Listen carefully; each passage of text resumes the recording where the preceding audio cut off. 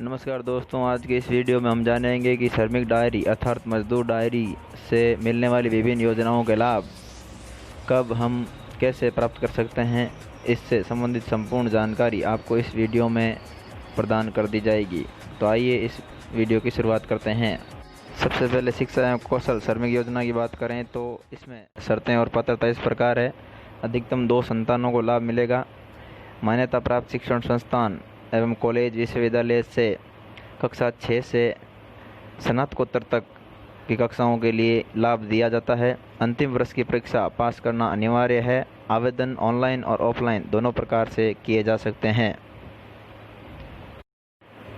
आवश्यक दस्तावेज के रूप में सबसे पहले मजदूर के पास श्रमिक या मजदूर डायरी होनी चाहिए। श्रमिक की bank diary, Jan Aadhaar card, Bhamashah और श्रमिक का आधार कार्ड। विद्यार्थी के द्वारा अंतिम वर्ष में जो परीक्षा पास की गई है उसकी अंक तालिका की स्व प्रमाणित फोटोकॉपी और स्कूल द्वारा जारी अध्ययन प्रमाण पत्र। साथ ही श्रमिक ने जिस स्थान पर कार्य किया है पिछले 1 वर्ष में 90 या 100 दिन का जो कार्य हुआ है उसका प्रमाण पत्र। साथ ही जिस स्थान पर कार्य किया है उस व्यक्ति का आधार कार्ड और उस स्थान की फ़ोटो। ये सभी दस्तावेज आवश्यक रूप से अनिवार्य है। आइए अब जानते हैं इस योजना में कितना लाभ प्राप्त होता है। कक्षा 6 से 8 तक के छात्र हेतु प्रतिवर्ष 8,000, छात्रा हेतु 9,000। कक्षा 9 से 12 के लिए छात्र हेतु 9,000, छात्रा हेतु प्रतिवर्ष 10,000 रुपये। स्नातक स्तर पर छात्र को 13,000 और छात्रा को 15,000 रुपये प्रतिवर्ष इसमें लाभ दिया जाता है। साथ ही स्नातकोत्तर स्तर पर छात्र को प्रतिवर्ष 15,000 और छात्रा को 17,000 रुपये प्रतिवर्ष दिया जाता है। डिप्लोमा में छात्र को प्रतिवर्ष 10,000 एवं छात्रा को 11,000 रुपये दिया जाएगा। बीएड, बीएसटीसी आदि में छात्र को 13,000 रुपये और छात्रा को 15,000 रुपये दिए जाते हैं। इस योजना में 2 संतानों का लाभ अगर कुल जोड़ा जाए तो अधिकतम 2,75,000 रुपये होता है। अब जानते हैं शुभ शक्ति योजना के बारे में। इस योजना के तहत लड़की की उम्र 18 वर्ष अनिवार्य एवं वो अविवाहित हो। साथ ही ये योजना केवल लड़कियों के लिए है। लड़की द्वारा कम से कम 8वीं कक्षा उत्तीर्ण की हो। ये लाभ एक श्रमिक कार्ड पर अधिकतम 2 लड़कियों को मिल सकता है। श्रमिक द्वारा पिछले 1 वर्ष तक मंडल में पंजीकृत होना जरूरी। लड़की का बैंक खाता अनिवार्य। साथ ही श्रमिक द्वारा पिछले 1 वर्ष में 90 दिन से जो कार्य किया जा रहा है उसका प्रमाण पत्र। आवश्यक दस्तावेज श्रमिक या मजदूर डायरी, लड़की की बैंक डायरी, भामाशाह कार्ड या जन आधार कार्ड। साथ ही लड़की और श्रमिक दोनों के आधार कार्ड और 8वीं कक्षा जो उत्तीर्ण किए है उसकी मार्कशीट अनिवार्य चाहिए। आइए अब जानते हैं इस योजना में मिलने वाला लाभ कितना है। समस्त पात्रता पूरी होने पर और दस्तावेज सही पाए जाने पर इसमें अधिकतम 55,000 रुपये की राशि प्रदान की जाती है। आइए अब जानते हैं तीसरी योजना के बारे में जो कि प्रसूति सहायता योजना के नाम से जानी जाती है। इसकी शर्तें और पात्रता इस प्रकार है। सबसे पहली बात, महिला की आयु 20 वर्ष कम से कम पूर्ण होनी चाहिए। साथ ही महिला के नाम से श्रमिक कार्ड बना हुआ हो। प्रसव के 90 दिनों के अंदर आवेदन करना अनिवार्य है। साथ ही बच्चों का जन्म अस्पताल में हो एवं मंडल में मासिक अनुदान जमा करवाना जरूरी है। आवश्यक दस्तावेज के रूप में महिला का श्रमिक कार्ड, आय प्रमाण पत्र, जीवित बच्चों की संख्या का घोषणा पत्र, महिला की बैंक डायरी, भामाशाह कार्ड और आधार कार्ड जरूरी है। इन समस्त दस्तावेजों के साथ ऑफलाइन या ऑनलाइन आवेदन करना अनिवार्य है। इस योजना में देय लाभ इस प्रकार है। अधिकतम 2 संतानों तक इसमें लाभ दिया जाता है। लड़के के जन्म पर 21,000, लड़के के जन्म पर 20,000, कुल 40,000 से 42,000 तक इसमें लाभ मिलता है। चौथी योजना का संबंध घायल या मृत श्रमिक हित लाभ योजना से है। इस योजना में शर्तें और पात्रता इस प्रकार है। श्रमिक द्वारा नियमित अंशदान जमा करवाना। श्रमिक की आयु 18 वर्ष से ऊपर और 60 वर्ष से कम होनी चाहिए। दुर्घटना होने से पूर्व नियमित अंशदान में 3 माह की छूट का प्रावधान है। आत्महत्या या जहरीला पदार्थ खाकर मरने पर कोई लाभ नहीं है।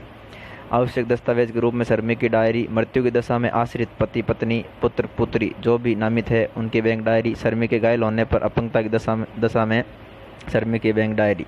साथ ही मृत्यु की दशा में डॉक्टर द्वारा जारी प्रमाण पत्र और यदि घायल और अपंगता है तो डॉक्टर द्वारा अस्पताल में भर्ती होने से छुट्टी होने तक की संपूर्ण जानकारी का प्रमाण पत्र।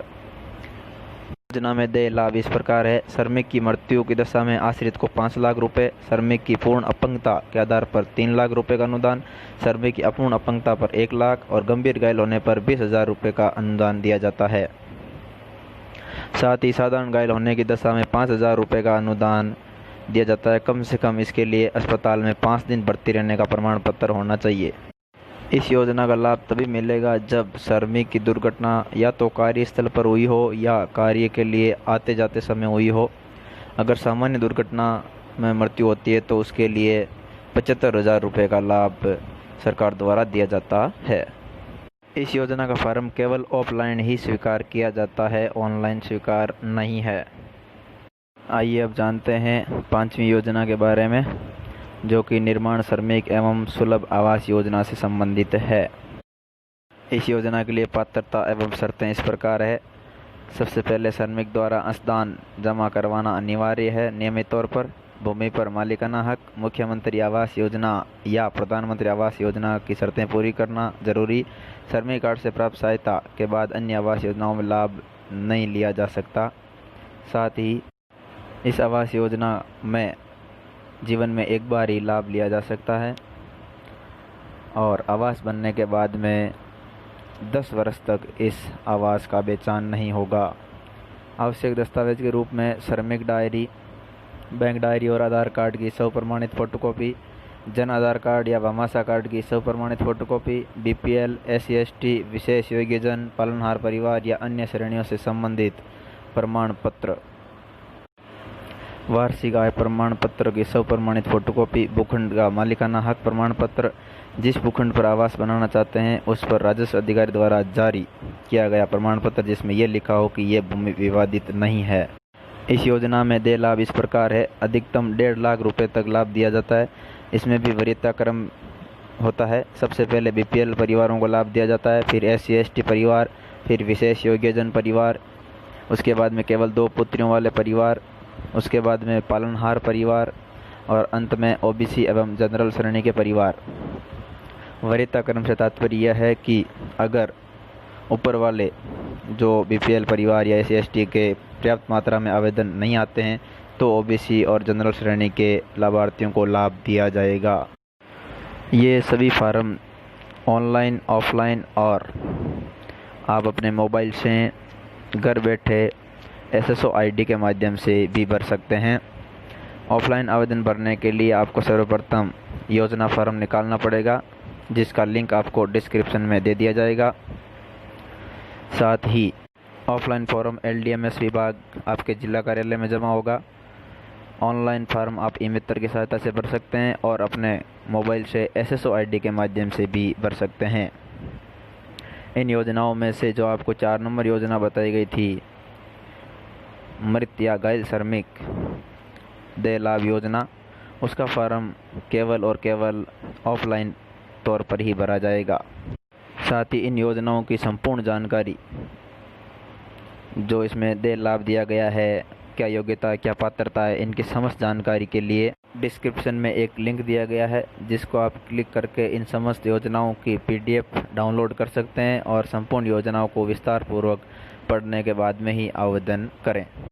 इस वीडियो के डिस्क्रिप्शन में आपको शिक्षा एवं कौशल योजना से संबंधित जो छात्रवृत्ति फॉर्म भरा जाता है उसका वीडियो लिंक डिस्क्रिप्शन में दिया गया है और श्रमिक डायरी मोबाइल से हम घर बैठे कैसे बना सकते हैं उसका वीडियो भी डिस्क्रिप्शन में लिंक के तौर पर दिया गया है। अपना अंशदान जमा कराने के लिए आप CSC कार्यालय पर कॉमन सर्विस सेंटर यानी ई-मित्र के पास जाएं और वहां अपनी श्रमिक डायरी ले जाएं और उन्हें अंशदान जमा करने के लिए बोलें। वो आपकी डायरी से आपका अंशदान चेक करेंगे कि कितना बकाया है। जितना बकाया है वो ऑनलाइन पेमेंट कर देंगे, आपको उनको पेमेंट चुकता करना है। यह पेमेंट महीने का 80 रुपये के आसपास आता है। बाकी जानकारी आपको ई-मित्र पर जाएंगे तो शेष या बकाया जो भी है वो संपूर्ण जानकारी वहां से आपको मिल जाएगी। अंशदान आप अपने मोबाइल से भी जमा कर सकते हैं। इसके लिए आपको अपनी SSO ID खोलनी होगी। SSO ID में आपको LDMS नाम का एक ऐप दिखाई देगा, उसको क्लिक करेंगे। जैसे ही उस पर क्लिक करेंगे आपके सामने एक आइकन मौजूद होगा जिसमें 10 ब्लू कलर में लिंक मौजूद होंगे। आपको पेमेंट्स नाम पर क्लिक करना है। जैसे ही उस पर क्लिक करेंगे आपसे श्रमिक कार्ड के नंबर मांगे जाएंगे। आप उसमें अपने नंबर अंकित करें। अगर मासिक अनुदान या अंशदान बकाया है तो उस पर राशि लिखी हुई आएगी और आप अपना पेमेंट एटीएम के द्वारा ऑनलाइन भी कर सकते हैं। इस बात का पता लगाने के लिए कि आपका अंशदान बाकी है या नहीं, इसके लिए आप पहले कोई भी एक योजना का फॉर्म भरें। अगर उसमें अंशदान संबंधित कोई ऑब्जेक्शन आता है तो निश्चित तौर पर आपका अंशदान बाकी है, तो उस अंशदान को भरने के लिए आप मोबाइल या ई-मित्र का इस्तेमाल कर सकते हैं।